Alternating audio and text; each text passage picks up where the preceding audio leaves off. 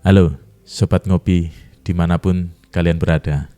Coba deh kalian jujur, pernah nggak sih kalian itu ketemu orang yang Masya Allah, Tabarakallah, baiknya itu kebangetan. Yang kalau ngomong itu halus, senyumnya tulus, hobinya nolongin orang. Dan kalau diminta tolong itu nggak pernah bilang, entar dulu deh. Pokoknya tipe yang bikin kita itu mikir, duh ini malaikat nyasar ke bumi kali ya. Tapi terus yang bikin geleng-geleng kepala sambil garuk-garuk kepala, orang sebaik itu lah kok ya sering malah ketiban sial. Seringnya malah dia itu dihianati, dimanfaatin, atau malah disakiti. Pernah lihat fenomena kayak gini? Saya sih sering. Kayak habis lihat film drama Korea, tapi ini real life. Bikin nyesek tuh sampai di hati. Nah, sebelum kita menyelami lautan misteri, kenapa orang baik itu sering jadi korban? Jangan lupa subscribe dulu dong, gratis kok, nggak rugi, malah nambah pahala karena sudah dukung konten berfaedah. Anggap saja sedekah jariah jempol dan klik kalian. Sudah? Lanjut. Oke, balik lagi ke pertanyaan sejuta umat. Kenapa sih orang baik itu selalu tersakiti? Ini bukan cuma pertanyaan di tongkrongan sambil ditemani kopi pahit, tapi ini pertanyaan filosofi yang sering bikin hati kita itu bertanya-tanya. Kita akan bedah habis-habisan tema ini, bukan buat nakut-nakutin kalian biar nggak jadi orang baik ya. Justru sebaliknya, kita mau kalian itu tetap jadi orang baik, tapi jadi orang baik yang lebih cerdas dan bijaksana, serta nggak gampang sakit hati lagi. Ibaratnya, kalau mau nolongin orang nyebrang, kita itu juga harus lihat kanan kiri, jangan sampai kita tertabrak kan. Saya yakin di antara kalian pasti ada yang pernah ngalamin. Niat baik, ujung-ujungnya malah berantakan. Niat nolong, malah jadi korban. Atau minimal kalian pasti punya cerita tentang teman atau kerabat atau saudara lain yang mengalami. Nggak usah jauh-jauh deh, kadang saya sendiri suka mikir, duh kok kemarin saya terlalu baik ya sama si Anu, jadi gini kan hasilnya. Penyesalan memang datangnya belakangan, kalau di depan namanya pendaftaran.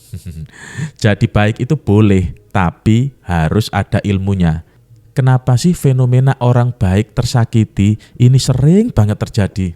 Apakah ini memang hukum alam atau ada yang salah dengan cara kita menjadi baik? Saya rasa ini bukan soal hukum alam yang aneh-aneh, tapi lebih ke dinamika sosial dan psikologi manusia yang kadang itu luput dari perhatian. Ada beberapa poin penting yang perlu kita camkan baik-baik. 1. Jebakan people pleaser. Kita baik itu karena gak enakan.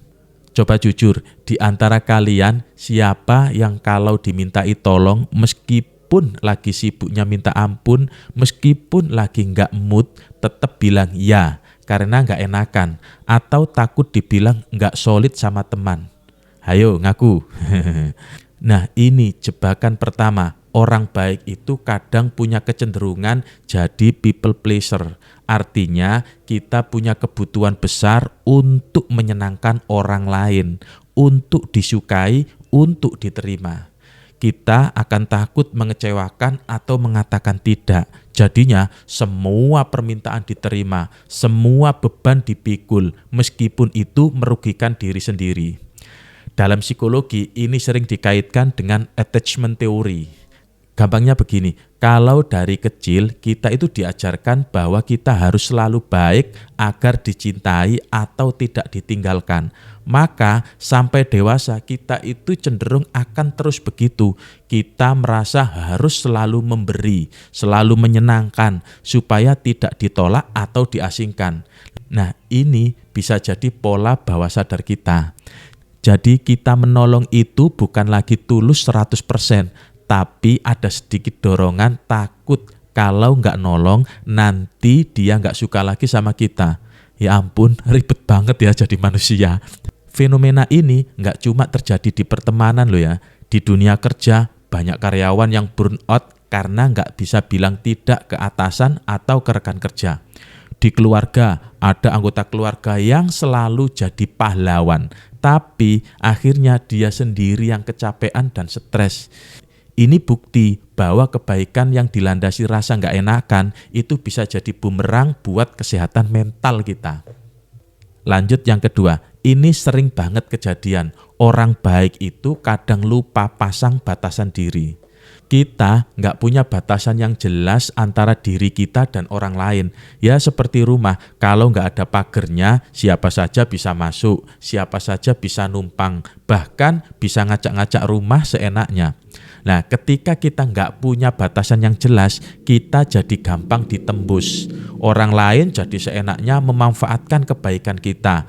Minta tolong ini, itu, pinjam uang nggak balikin, minta waktu kita padahal kita itu juga lagi sibuk dan kita cuma bisa manggut-manggut sambil senyum kecut. Pernah nggak sih teman-teman itu dengar istilah asertivitas? Nah, ini bukan nama penyakit loh ya.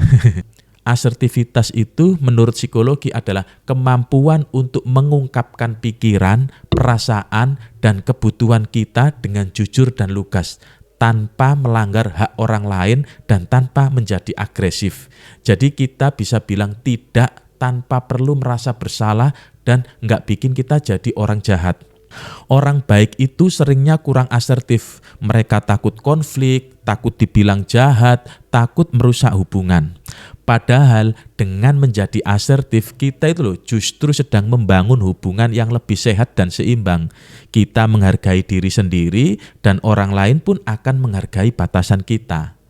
Kalau kita tidak punya batasan, orang lain gak akan tahu sampai mana mereka itu boleh melangkah. Jadi belajar bilang tidak itu bukan dosa, itu bentuk sayang sama diri sendiri. 3. Terlalu berprasangka baik. Nah, ini yang paling sering bikin saya gregetan. Orang baik itu dasarnya memang berprasangka baik. Mereka cenderung melihat sisi positif dari setiap orang. Percaya semua orang itu punya niat baik, sampai kadang lupa bahwa di dunia ini ada juga loh yang niatnya licik dan jahat. Namanya juga hidup, ada manis, ada pahit, ada baik, ada jahat. Karena terlalu berprasangka baik, kita itu jadi sering mengabaikan red flag atau sinyal bahaya.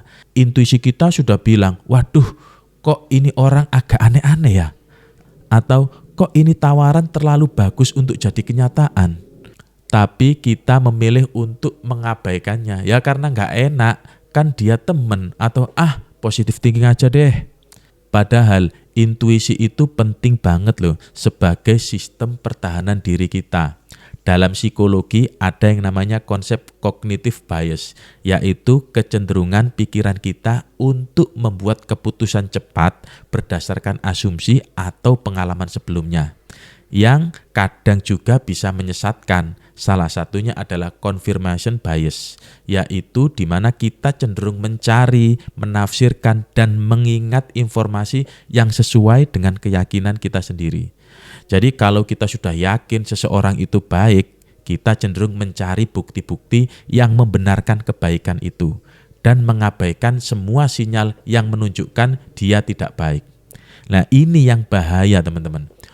Orang-orang yang berniat buruk, para manipulator atau penipu, mereka itu pinter banget membaca orang baik. Mereka tahu orang baik itu punya hati yang lembut, gampang kasihan, dan cenderung berprasangka baik.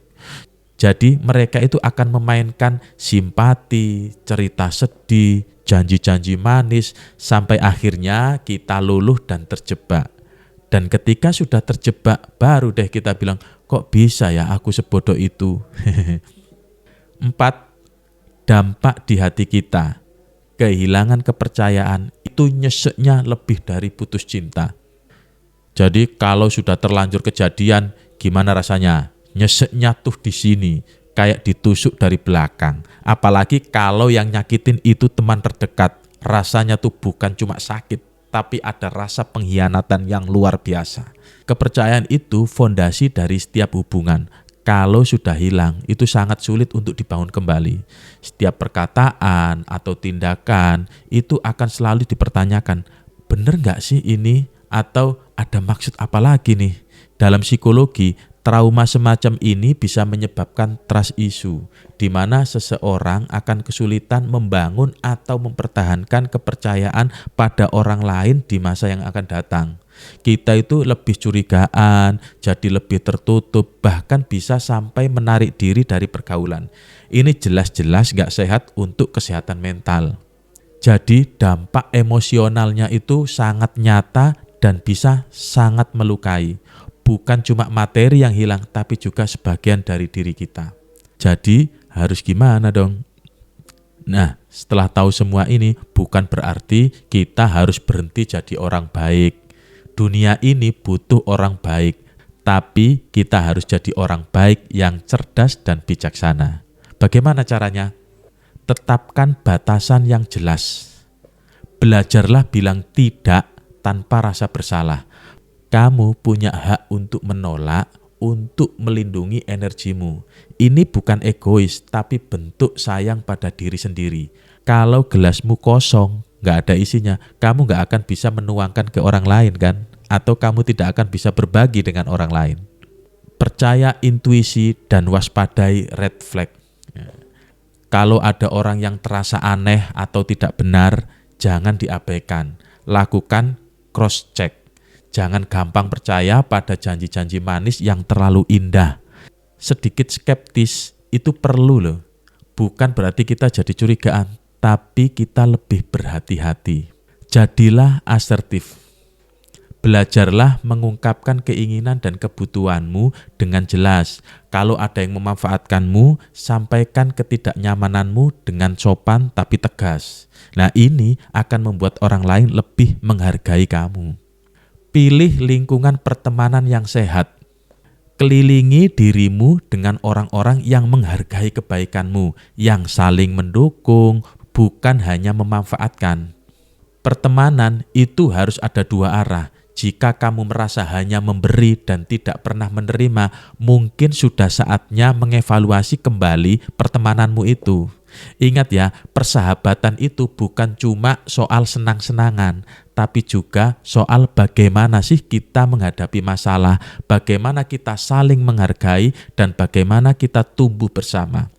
Kalaupun ada batu sandungan seperti pengkhianatan, itu adalah ujian sejati bagi kekuatan sebuah hubungan. Jadi intinya menjadi orang baik itu adalah pilihan. Dan pilihan itu harusnya membawa kedamaian dan kebahagiaan, bukan penderitaan. Jangan biarkan rasa sakit itu membuatmu jadi pahit atau berhenti percaya pada kebaikan. Biarkan rasa sakit itu menjadi pupuk untuk tumbuh jadi pribadi yang lebih kuat, lebih bijaksana, dan tetap punya hati yang baik. Tetap waras, tetap ngopi, dan tetap menjadi manusia yang tahu kapan harus bilang iya dan kapan harus bilang tidak.